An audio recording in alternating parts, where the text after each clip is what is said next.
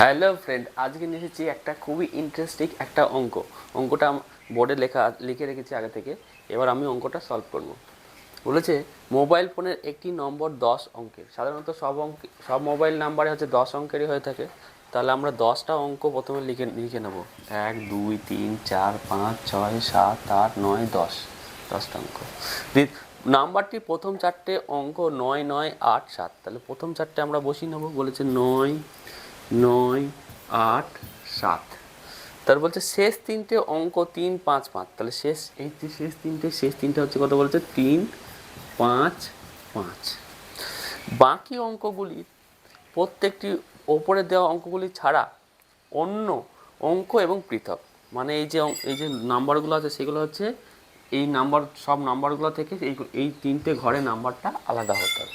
মানে পৃথক মানে আলাদা। বলছে একটি মোবাইল নম্বর লেখো এবং এক্ষেত্রে সবথেকে বড় মোবাইল নম্বরটি কি হবে সেটা লেখো। সবথেকে বড় নম্বরটাকে তাহলে কি হবে? তাহলে দেখো এখানে কোন কোন 9 আছে, 8 আছে, 7 আছে, কি বাকি আছে? 6।